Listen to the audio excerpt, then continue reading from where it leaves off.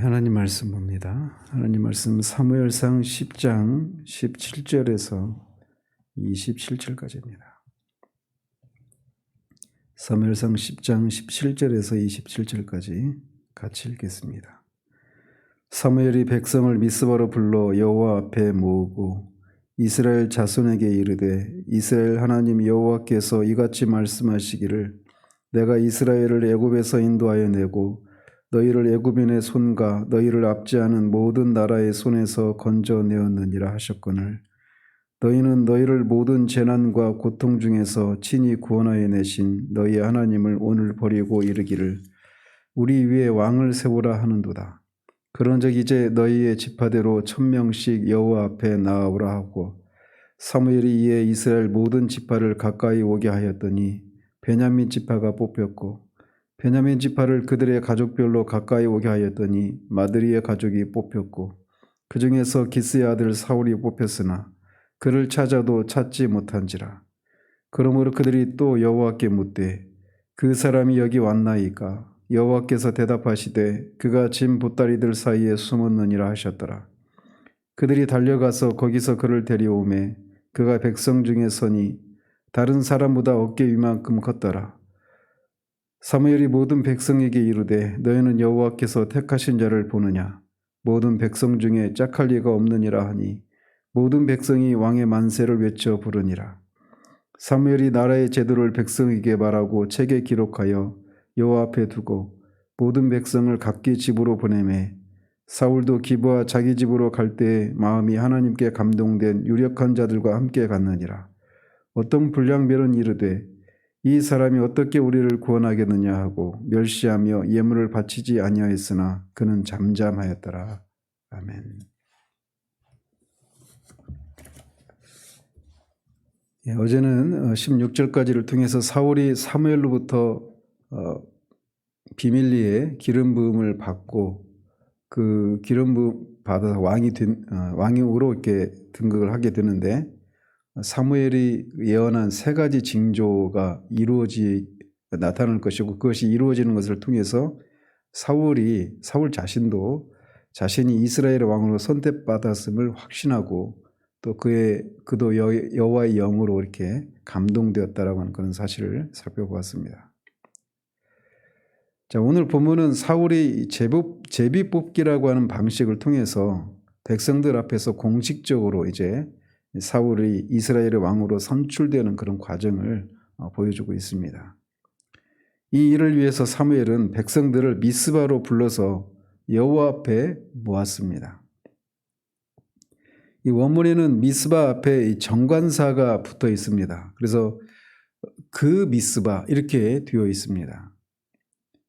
저자가 특별히 미스바를 그 미스바 이렇게 정관사를 붙여서 말하고 있는 것도 이유가 있는데 일체적으로는 미스바가 전략적인 요충지이기도 하고 또 사무엘이 매번 이렇게 순회하면서 백성들을 다스렸던 그런 장소이기도 한 그런 의미도 있지만 앞에 7장에서 사무엘이 백성들을 모아놓고 그들의 죄를 우상을 섬기는 죄를 지적하고 그 우상들을 버리고 여호와께로 전심으로 여호와만 섬기라고 그렇게 촉구했던 그런 영적인 대각성 지표가 있었던 그런 미스바였기 때문에 이제 그 미스바 이렇게 부르는 겁니다. 그래서 이 미스바에 모여서 여호와 앞에 이렇게 모였다 이렇게 말을 하는데 이 왕을 뽑는 그런 행위이긴 하지만 이게 이스라엘의 왕을 뽑는 것은 단지 그냥 어떤 정치적인 그런 행사의 의미만 있는 것이 아니라 이 하나님의 대리통치자인 왕을 뽑는 것이기 때문에 왕을 뽑는 것은 1차적으로 여호와 하나님께 속한 그런 일이기 때문에 그들을 여호와 앞에 모아서 이렇게 이제 왕을 뽑는 그런 공식적인 절차를 받게 됩니다. 아마도 이때 이 대제사장도 이 여호와 앞에 모였다라고 말할 때는 대제사장도 이렇게 모여서 하나님의 뜻을 구하고 하는 이런 절차를 밟았을 것으로 보여집니다. 뒤에서 이제 제비를 뽑는 과정에서도 그런 모습들을 유추하게 됩니다. 자, 사무엘은 백성들에게 여호와께서 자신에게 하신 말씀을 이렇게 전합니다. 내가 이스라엘을 애굽에서 인도하여 내고 너희를 애굽인의 손과 너희를 압제하는 모든 나라의 손에서 건져내었느니라. 즉 하나님께서는 이스라엘 백성들에게 출애굽의 과정과 이들이 가나안 땅에 정착하기까지 그리고 지금까지 그들을 하나님께서 이 애굽 왕과 또 주변의 모든 나라들의 손에서 건지셨다라고 하는 것을 상기시키고 있습니다. 그래서 이스라엘 백성들이 지금까지 존재할 수 있었던 것이 하나님에 의해서 존재할 수 있었다라고 하는 것을 상기시키고 있는 거예요. 따라서 이 이스라엘 백성들이 이렇게 하나님의 도우심으로 하나님의 은혜로 지금까지 이렇게 존속할 수 있었다라면 그들이 해야 될 것은 그런 하나님이 자신들을 다스리고 자신의 왕이 되신 것을 인해서 자랑스럽게 생각하고 그것으로 만족해야 했지만 그렇지 않았다라고 하는 것을 이렇게 일깨우면서 그들의 죄를 이렇게 지적하는 그런 의미가 있는 것이죠. 그래서 하나님께서 이스라엘의 모든 재난과 고통 중에서 친히 구원하여 내신 너희 하나님을 오늘 버리고 이르기를 우리 위에 왕을 세우라 하는도다 이렇게 말을 해서 이렇게 이스라엘의 왕이 진정한 왕이 하나님이심에도 불구하고 그래서 그 왕이신 하나님이 그들을 모든 재난과 고통 가운데서 건져주셨음에도 불구하고 그것으로 만족하지 못하고 하나님을 버리고 인간 왕을 우리에게 주시라고 그렇게 요구했다라고 말해서 인간 왕을 구하는 것이 이 하나님을 버리고 하나님의 그 구원을 부정하는 그런 죄악이라고 하는 것을 다시 한번 지적하고 있는 것입니다. 이는 또한 이것을 통해서 또 그 긍정적인 측면에서 또 보자면 이 하나님이 그들의 요구를 따라서 왕을 주시기는 하지만 여호와 하나님만이 진정한 왕이시다. 지금까지 너희들을 모든 재난과 고통에서 건진 분이 바로 나지 않느냐라고 하는 것을 이렇게 상기시켜서 장차 이 인간 왕이 어떤 식으로 이스라엘을 통치해야 되는가라고 하는 것을 여기서도 암시해주고 있는 겁니다. 자, 이렇게 그들이 왕을 구하는 것이 하나님을 버리는 그런 행위이다. 그럼에도 불구하고 하나님은 그들에게 이 왕을 허락을 하십니다. 이런 것을 통해서도 앞에서도 말씀드렸지만 이 하나님께 무엇인가 우리가 구해서 어떤 것을 얻어냈다고 해서 그것이 항상 하나님이 기뻐하시는 것이다. 이렇게 등치시킬 수는 없다라는 것입니다. 그래서 뭐 이렇게 교회 규모가 커지고 교회 재정이 많아지고 사람들로부터 막 많은 사람들이 인정받고 교회와 관련해서만 말씀을 드리자면 그래서 그런 것들을 보면서 하나님이 나를 기뻐하시니까 이런 일이 일어나지 이렇게 생각할 수 없다라는 거죠. 항상 그렇게 등치시켜서 말할 수 없다라는 것이에요. 여기서도 우리가 그런 것을 볼 수가 있는 것이죠. 자, 이렇게 그들의 요구가 어떤 의미가 있는가라고 하는 것을 이렇게 말씀드린 후에 이제 하나님은 이스라엘 12지파들에게 각 지파별로 1000명씩 나오라고 말씀하십니다. 그러니까 여기 최소 이 각 지파별로 1000명 이상의 사람들이 모였으니까 뭐 여기 최소 12지파니까 12,000명 이상이겠죠.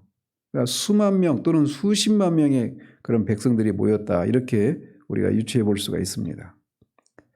자, 그래서 이제 이렇게 각 지파별로 1000명씩 나왔는데 이스라엘 모든 지파를 가까이 나고 한 후에 제비를 뽑았더니 베냐민 지파가 뽑혔습니다.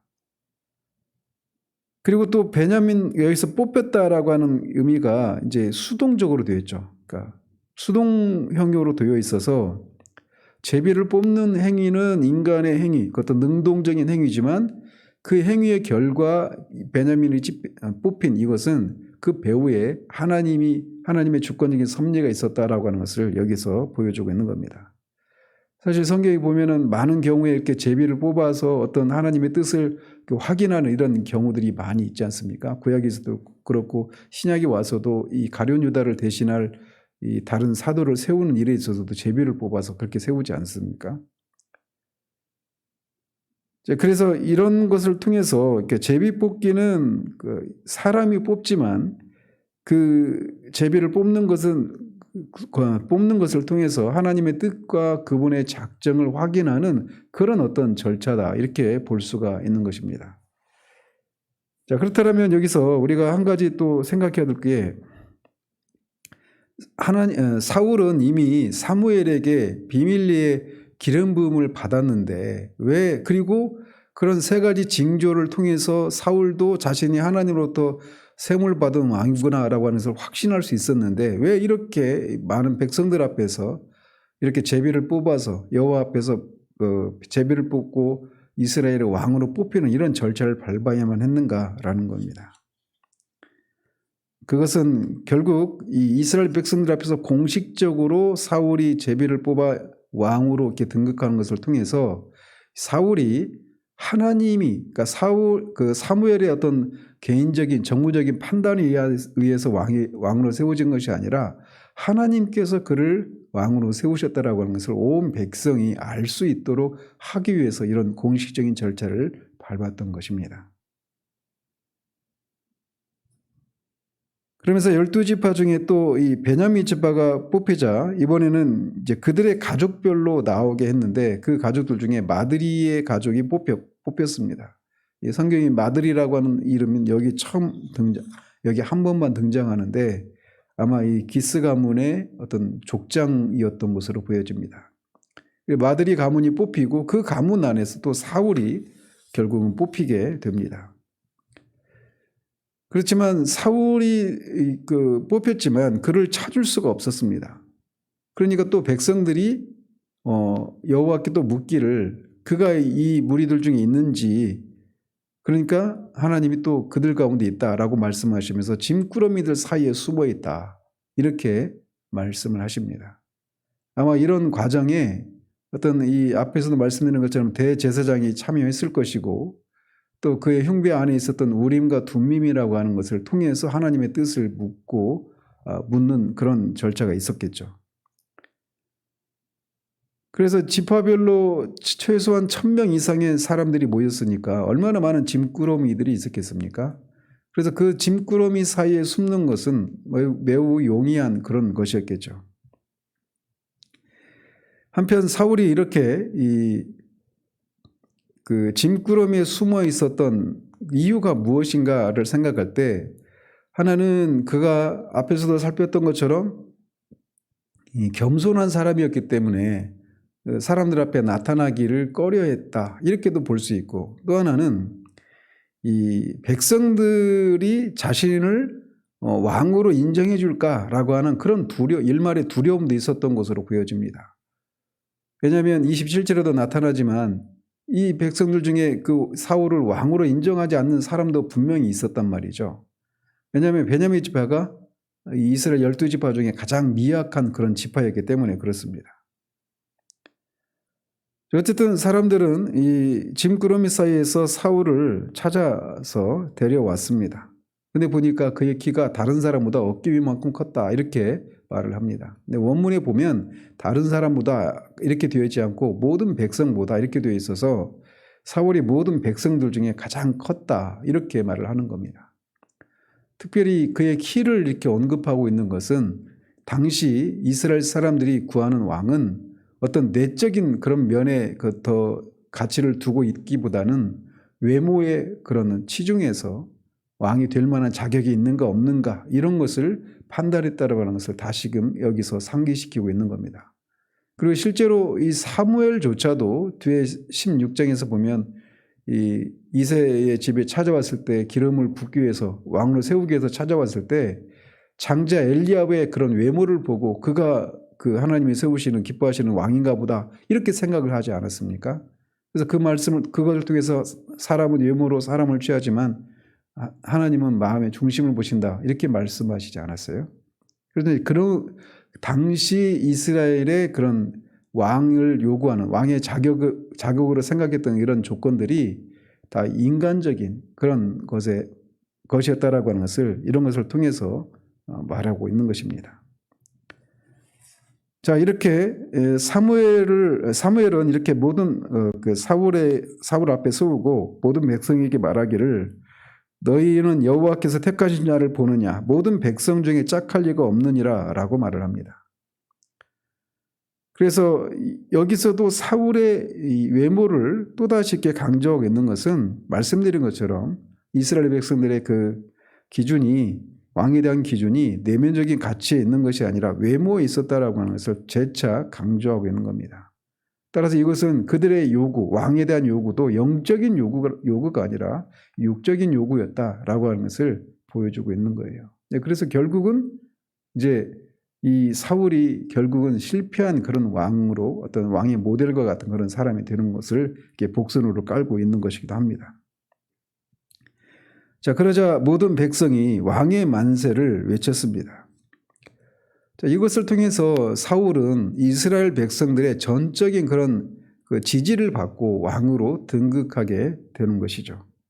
물론 27절에도 어떤 불량배가 이 사울을 왕으로 인정하지 않는 이런 모습이 있지만 그들은 이게 소수의 무리처럼 그렇게 묘사하고 있어서 사울이 이스라엘의 그 왕으로, 초대 왕으로 되었을 때는 전적인 그런 지지를 받고 왕이 되었다라고 하는 것을 보여줍니다. 인간적으로 또 한편에도 생각해 보면 사울이 이렇게 백성들의 전적인 지지를 받아서 왕이 되었다. 이 얘기는 그가 이 15장에 보면 아말렉과의 전쟁에서 여호와의 소리보다는 이 백성의 소리에 귀를 기울이고 그렇게 하나님의 뜻에 순종하지 않게 되는 그런 죄를 저지르게 되는 그런 배경이 될 수도 있다. 이렇게 생각할 수도 있습니다. 백성들의 눈치를 보지 않을 수가 없었던 것이죠. 자, 이어서 사무엘은 백성들에게 나라의 제도를 말하고 책에 기록하여 여호와 앞에 두고 모든 백성을 각기 집으로 보냈습니다.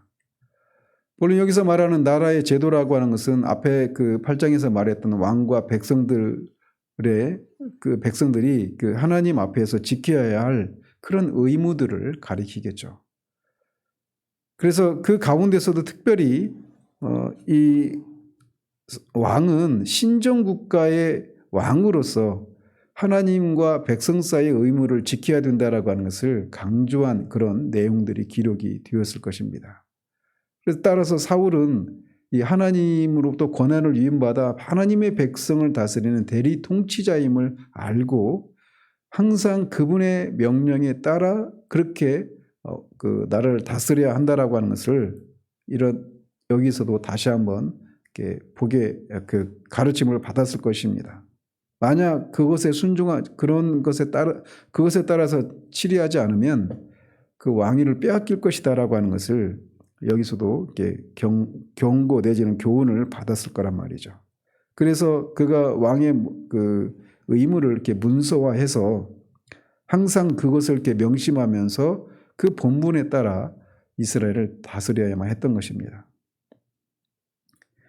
사울은 이렇게 공식적으로 왕으로 추대받았지만 아직은 기거할 궁도 없고 또 이 행정 관료들도 없는 그런 상황이었기 때문에 사울도 자기 집으로 돌아가고 백성들도 돌아갑니다. 근데 사울이 갈 때 이 마음이 그 하나님께 감동한 그런 유력한 사람들과 같이 갔다 이렇게 말을 하고 있습니다. 아마도 이제 이때 그렇게 하나님의 마음에 감동한 그런 소수의 그런 진실한 무리들이 있었던 것으로 보여집니다.